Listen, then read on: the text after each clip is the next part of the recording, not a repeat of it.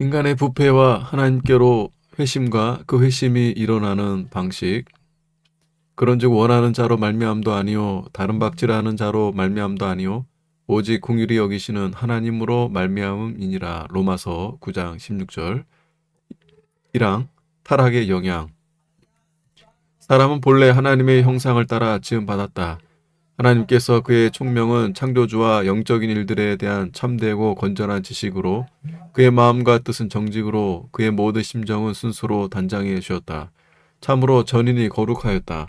그러나 사람은 마귀에게 유혹을 받고 의지의 자유를 오용함으로 하나님께 반역하여 이 뛰어난 은사들을 자신이 상실하게 만들었다. 그리고 대신 자신의 총명에는 눈먼과 끔찍한 어둠과 허망함과 어그러진 판단, 자신의 마음과 뜻에는 악함과 폐역함과 완고함을, 자신의 심정에는 더러움을 스스로 가져왔다. 이 장과 바로 앞장은 긴밀한 관계가 있습니다. 이 장에서 도르트의 선조들은 속죄에 대한 아르미니우스주의자의 견해를 다룹니다. 아르미니우스주의자들에 따르면 십자가에서 그리스도의 죽으심은 모든 사람에게 구원이 가능하도록 했지만 아무에게도 구원을 보장하지는 않았습니다. 아르미니우스주의자는 모든 것이 사람의 자유의지, 즉 사람이 그리스도께서 이루신 구원을 받아들일지 거부할지를 결정하는 것에 달려 있다고 주장했습니다. 이 장에서 우리 선조들은 앞의 오류에서 나오는 또 다른 오류를 다룹니다. 즉 믿음과 회개가 부분적으로 사람의 사역이라는 오류입니다. 이 두 오류 사이의 관계는 명확합니다. 만약 사람이 그리스도를 받아들일지 거부할지 결정할 자유의지를 가지고 있다면 그것은 사람이 죄와 허물 가운데 완전하게 죽어 있지 않고 타락해 있지 않다는 뜻입니다. 사람은 여전히 자신의 구원을 위해 할 수 있는 것이 있습니다. 이 견해에 따르면 구원은 궁극적으로 사람의 결정에 달려 있는 것입니다. 신조의 이 장의 논제는 사람은 완전히 타락해서 구원받을 수도 없고 구원받으려고 하지도 않는가, 아니면 사람의 의지는 자유롭기에 자신에게 제한된 은혜를 받아들일지 거부할지를 결정할 수 있는가입니다. 이 문제를 다루기 전에 왜 이 장의 제목이 셋째 넷째 교리인지를 설명해 드리겠습니다. 그 이유는 도르트 총회에서 아르미니우스주의자들이 제출한 학론서의 셋째 넷째 항이 긴밀하게 연결되어 있기 때문입니다. 학론파는 이 학론서에서 인간의 타락의 범주와 은혜의 필요성에 대한 자신들의 입장을 표명했습니다. 도르트 총회에서 아르미니우스주의자가 제출한 셋째 항에는 아무 문제가 없었습니다. 우리 선조들은 다음과 같은 항목에서 아무런 비성경적인 것도 찾을 수 없었습니다. 사람은 자신 안에 아무런 구원의 은혜, 자유의지의 힘을 가지고 있지 못한다. 배도와 죄의 상태에 있는 한 스스로는 구원받는 믿음과 같이 진정 선한 것을 할 생각도 없고 할 의지도 없다. 하지만 사람은 그리스도 안에서 그분의 성령으로 하나님으로 거듭날 필요가 있다. 사람은 이해와 경향 또는 의지, 모든 능력에서 새로워져야 하는데, 그래야 참되게 선한 것을 바르게 이해하고 생각하고 뜻하고 행할 수 있다. 이는 그리스도께서 나를 떠나서는 너희가 아무것도 할 수 없음이라고 말씀하신 바대로다. 하지만 바로 다음 항목인 넷째 항은 매우 달랐습니다. 넷째 항에서 아르미니우스주의자는 사람이 하나님의 은혜를 거부할 수 있다고 말했습니다. 이 은혜가 작용하는 방식에서 사람은 그 은혜를 거부할 수 있으며 많은 사람에 대해 기록된 바대로 많은 이가 성령께 저항했다. 우리는 셋째 항이 그것 자체로는 성경적이지만 넷째 항의 조명 아래에서 읽어야 한다는 것을 알아야 합니다. 그렇게 읽으면 우리는 전혀 다른 인상을 받습니다. 바로 이런 이유로 우리 선조들은 셋째 교리와 넷째 교리를 같이 묶었습니다. 선조들은 이 두 항의 긴밀한 관계를 보았고, 여기에서 우리는 아르미니우스주의자들이 타락에 대해 진정 믿었던 바를 배우게 됩니다. 아르미니우스주의자들은 은혜의 필요성에 대해 매우 아름답고 성경적 입장을 가지고 있었지만 이 은혜를 저항할 수 있다고 덧붙였습니다. 여전히 인간에게 달려 있습니다. 우리 선조들은 이것을 바르게 파악하고는 타락과 은혜에는 긴밀한 관계가 있다는 것을 보이기 위해 이 두 항목을 묶었습니다. 당신이 사람에 대해 생각하는 바는 당신이 은혜에 대해 생각하는 바를 결정합니다. 만약 사람이 전적으로 타락했다면 사람은 하나님의 은혜에 전적으로 의지해야 하는 존재입니다.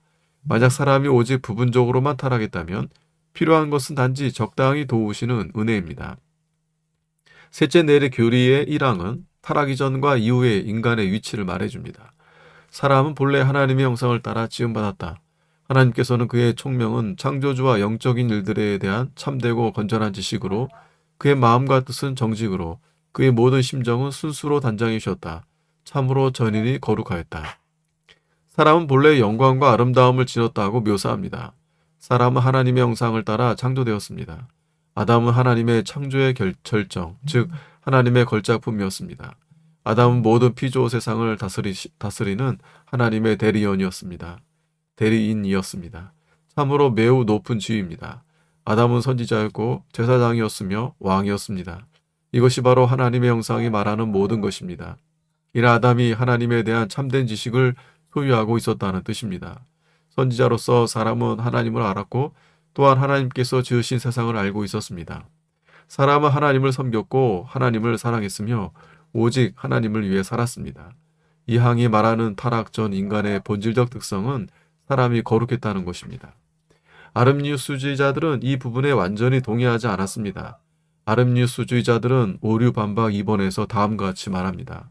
선함, 거룩함, 의로움과 같은 영적 은사들과 선한 자질들과 덕성들은 사람이 처음 지음받았을 때 사람의 의지에 속했던 것일 수 없다. 따라서 이러한 것들이 타락으로 사람에게서 분리되었을 수 없다. 이것은 매우 중요한 문제입니다. 이것은 타락 이전 인간 안에 있던 하나님의 형상이 어떠했느냐의 문제입니다.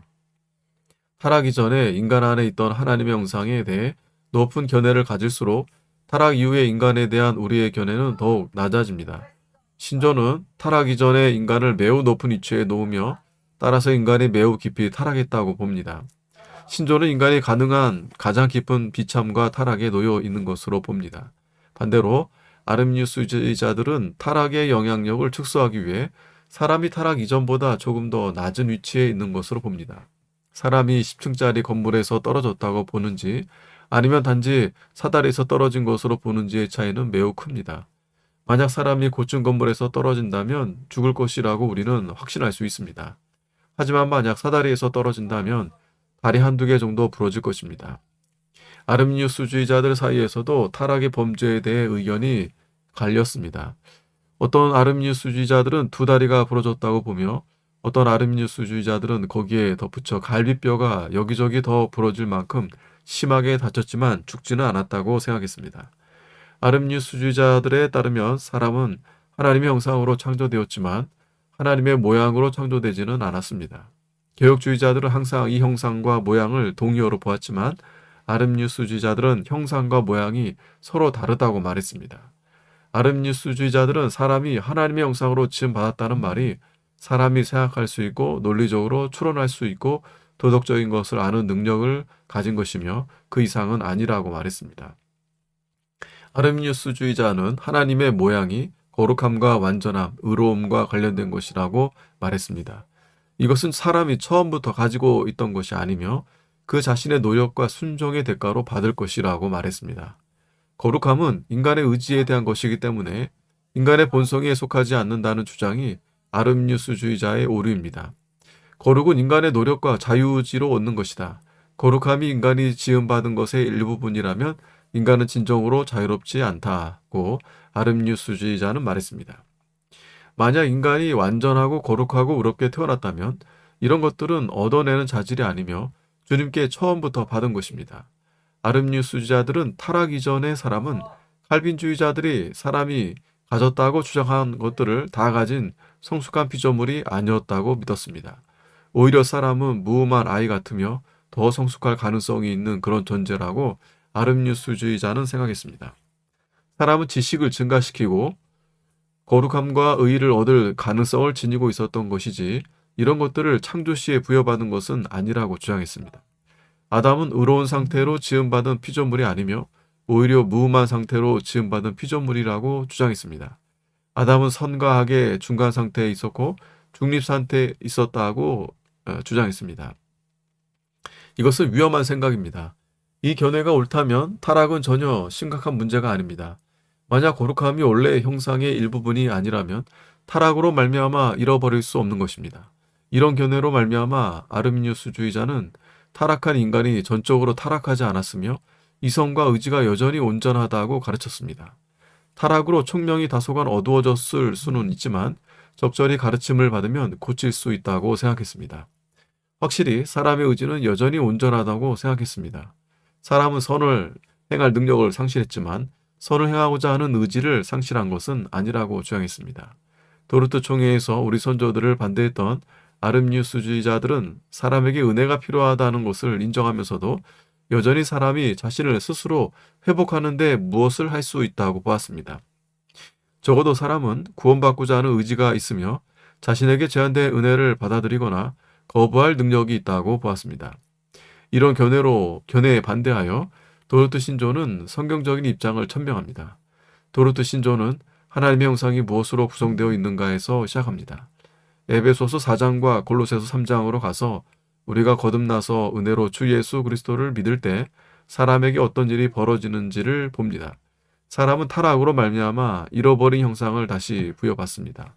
에베소서와 골로새서의 바울에 따르면 이 형상은 지식과 의와 거룩이며 이것들은 오직 성령님의 중생하게 하시는 역사로 말미암아 다시 회복됩니다.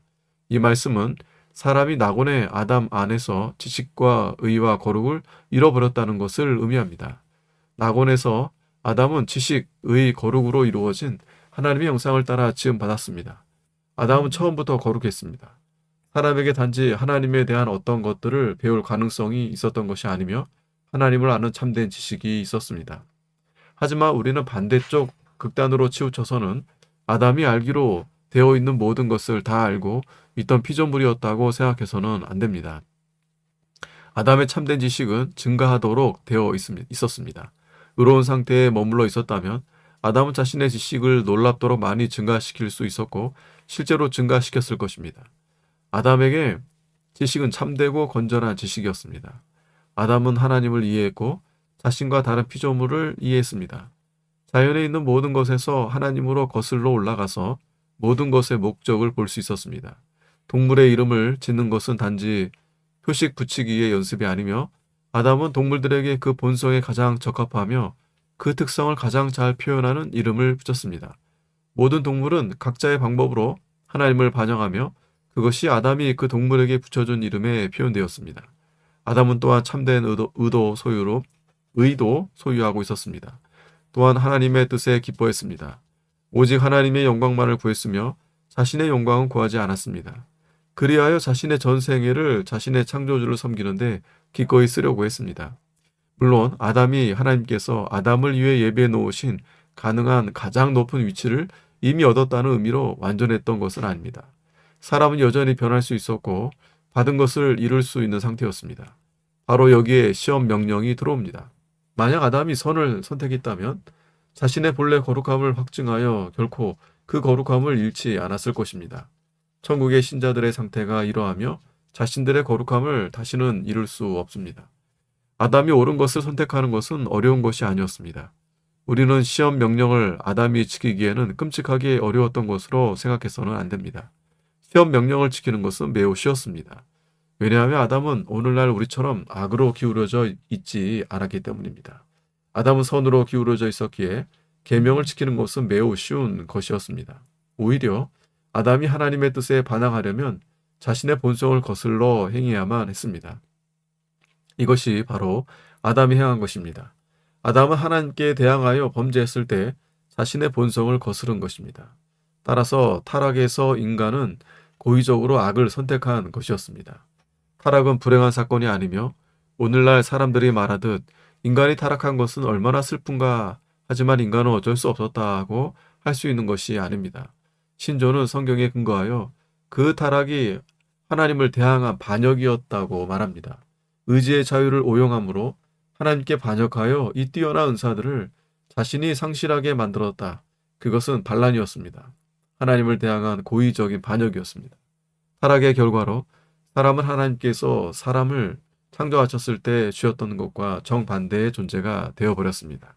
성품이 완전히 뒤바뀌었습니다. 하나님을 아는 지식 대신 사람은 눈이 멀었습니다.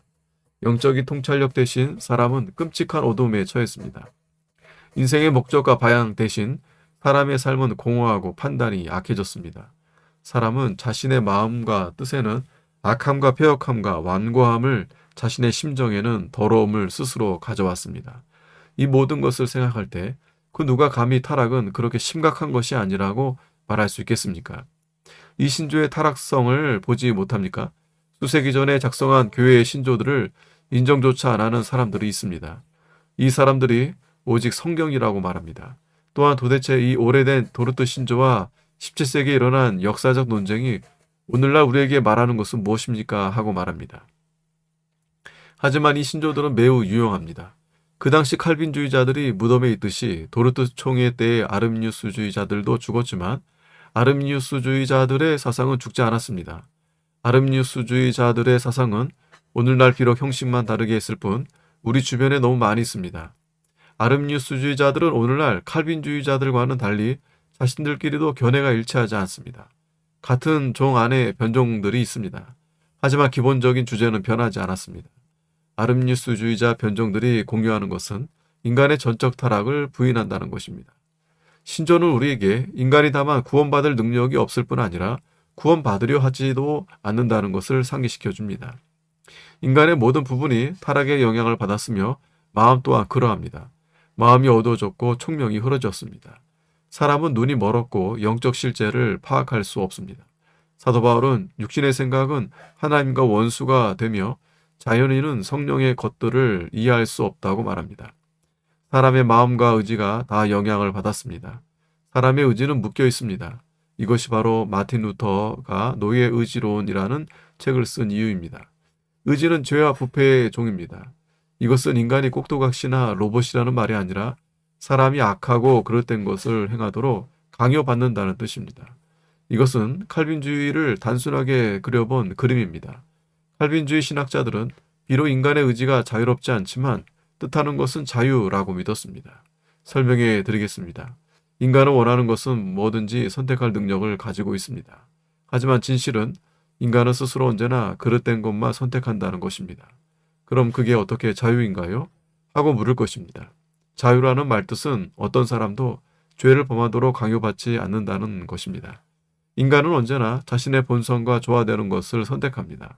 예를 들면 자연인이 교회 가서 기도하는 것과 집에 남아 텔레비전 보는 것을 선택하는 상황에 놓일 때 자신의 성향대로 한다면 집에 남아 텔레비전 보기를 선택할 것입니다.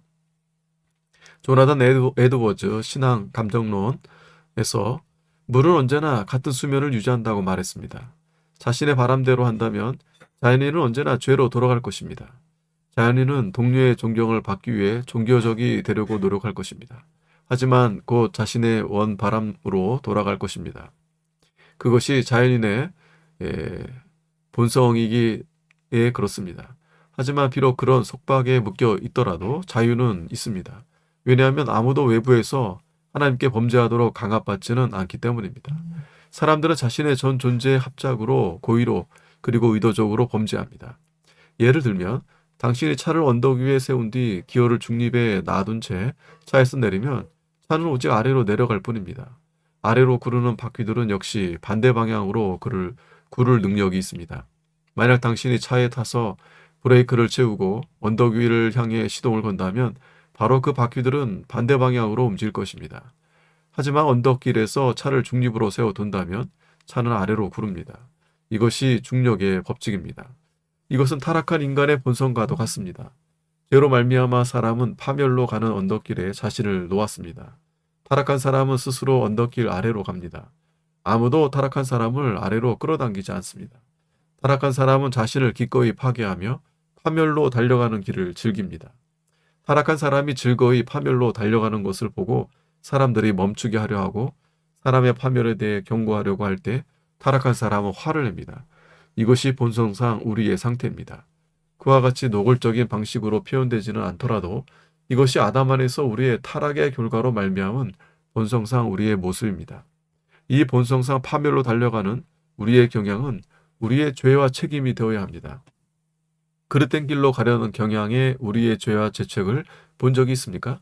성령 하나님께서 우리의 길에서 우리를 막으셨습니까? 하나님께서 다메섹으로 가는 길에서 하나님과 그리스도의 원수였던 사도 바울에게 행하셨던 그 일을 우리에게 행하셨습니까? 우리도 역시 우리의 길에서 멈추어 주심을 받아야 합니다. 바울은 극적인 방법으로 핵심했습니다. 다른 이들은 바울보다 점진적으로 돌아서지만 그 방법은 중요하지 않습니다. 우리가 모두 공유해야 하는 것은 우리 삶의 방향이 바뀌었다는 것입니다. 그래서 하나님께로부터 멀어지는 것이 아니라 돌이켜서 하나님을 향해 달리기를 시작해야 합니다. 이것이 회심이고 회개입니다. 회심은 방향을 바꾸는 것이며 드러나지 않는 성령님의 사역으로 일어납니다. 성령 하나님께서는 1항에서 죄인들에 대해 일반적으로 말하는 것이 우리에게 개인적으로도 사실임을 가르쳐 주십니다. 그때 우리는 우리가 참으로 전적으로 부패했다는 것을 알기 시작합니다. 신조는 단지 매우 부정적인 사람들이 작성한 우울한 그림이 아닙니다. 오히려 신조는 하나님께서 말씀하신 것과 일치합니다. 우리는 마음에 끔찍한 눈먼과 끔찍한 어둠으로 둘러싸여 있습니다. 우리의 삶은 허영과 악한 판단으로 가득 차 있습니다. 우리는 많은 것을 알고 고등교육을 받았을 수 있으나 영적인 것에 대해서는 하나님의 말씀의 교리를 배운 어린아이보다도 작은 자입니다. 우리에게는 구원의 길을 가르쳐 주시는 성령님의 조명하시는 사역이 필요합니다. 아직도 당신은 저는 구원받기를 원하나 할 수 없어요 하고 말합니까? 그런 말을 하는 한 당신은 겸비하지 않은 것이며 사실상 아르미니우스주의자입니다. 비록 그렇게 불리기를 원하지 않는다 해도 그것은 사실입니다. 당신이 저는 구원받기를 원해요. 기도하고 하나님께 구하고 있어요. 하나님께 저를 회심시켜 달라고 기도해요. 하지만 아직 아무 일도 일어나지 않았어요. 그래서 저는 하나님께서 저를 회심시키기를 원하지 않으신다고 결론 내려야 하네요. 하고 말한다면 당신은 아르미니우스주의자입니다. 당신은 자신이 원한다고 생각하지만 성경은 당신이 하나님의 원수라고 말합니다. 구원받기를 참되게 원하게 되는 유일한 길은 성령 하나님께서 당신을 주의 권능의 날에 기꺼이 원하는 백성으로 만들어 주시는 것이며 그때 당신은 행할 수 있습니다. 그러면 당신은 주님께로 도망하여 주님의 주 되심에 굴복하고자 하는 마음이 생기며 그럴 능력이 생깁니다. 어떤 분들은 이것이 우울한 메시지며 어두침침한 복음이라고 생각할지 모릅니다. 우리에게 진정 소망이 있는 건가요? 예, 진실로 소망이 있습니다. 아주 많은 소망이 있습니다. 하지만 그 소망은 오직 잃어버린 바 된 죄인들을 위한 것입니다. 우리가 여전히 도르트 신조에 요약된 하나님의 말씀에 대해 반대와 변명들을 가지고 있는 한 우리는 여전히 전적으로 타락해 있는 것입니다. 우리의 타락은 성경이 우리에 대해 말하는 것을 알지도 못하고 그 말씀이 참이라는 것을 믿으려 하지도 않는 것이며 성경이 말하는 것보다 우리 자신에 대해 긍정적인 견해를 가지는 것입니다. 우리는 아름니우스주의자에 대해 말했지만 꼭 그 사람들만을 향한 것은 아닙니다. 아름니우스주의자는 바로 여기 제 마음과 당신의 마음 안에 살고 있습니다. 아름니우스주의는 자연스러운 종교입니다. 아름니우스주의는 하나님의 계시 없이 인간이 만들어내는 종교입니다. 아름니우스주의는 사람을 자신의 통제에 내버려 놓는 종교입니다. 아름니우스주의는 예수 그리스도의 복음을 받을지를 사람이 결정하는 종교입니다. 복음은 우리가 하나님 보시기에 가난하고 겸손하고 자신을 스스로 도울 수 없는 자가 되어야 한다고 말합니다. 그때 우리는 이 셋째, 넷째 교리의 1항에 우리의 손을 올려놓고 말할 것입니다. 주여 저는 보았나이다. 이것은 저에 대한 진리입니다. 저는 눈먼 자입니다. 오 하나님 저에게 자비를 베푸셔서 제 마음의 질병을 보게 하옵소서. 저의 죄에 대해 하나님께 진정으로 죄송한 마음을 갖게 하시고 예수님께 도망가게 하소서. 제가 예수님을 믿도록 도와주소서. 그때 당신은 당신이 하나님의 은혜에 전적으로 의존하는 존재라는 것을 보게 될 것입니다. 칼빈주의는 당신이 하나님의 은혜에 전적으로 의존한다는 것을 보는 것입니다. 하나님의 백성이여 당신을 낮추고 당신의 부패를 드러내므로 주님께서 당신을 구원하지 않으셨습니까? 성령님께서 당신의 가장 최악의 문제는 당신이 원하지 않는다는 것임을 확실히 인정하도록 해 주지 않으셨습니까? 성령님께서 당신을 원하도록 만들어 주셨습니다. 성령님께서 권능의 영향력을 당신의 삶에 역사하셔서 당신에게 하나님을 섬기고자 하는 마음을 주셨습니다. 주 예수님께서 말씀하셨습니다. 너희가 돌이켜 어린아이들과 같이 되지 아니하면 결단코 천국에 들어가지 못하리라. 어린아이의 특징이 무엇입니까? 어린아이들은 가르침을 잘 받으며 부모의 길로 배움을 받으려고 한다는 것입니다. 주님께서 우리를 어린아이들과 같이 만들어 주시기를 우리가 우리의 좋으신 창조주를 고의로 배반한 타락한 피조물들이며 그럼에도 또한 그리스도 안에 구원이 있다는 것을 가르쳐 주시기를 빕니다. 다음 항들은 이것을 더 풍성히 설명합니다. 하지만 심지어 지금이라도 당신이 누구든지 간에 위대한 구원자를 바라봅시다. 위대한 구원자는 잃어버린 자를 구원하려는 준비를 하시고서 기꺼이 구원하기를 원하십니다. 주님을 믿으십시오. 이렇게 말씀하십시오. 주 예수님, 저의 구원자, 저의 구속자가 되옵소서. 주님의 이름이 예수님인 것은 주님께서 자신의 백성을 그 백성의 죄에서 구원하실 분이시기 때문이옵나이다. 주 예수님, 제가 있는 이 길에서 저를 취하셔서 주님께서 제가 있기를 원하시는 그 길에 저를 두옵소서. 아멘.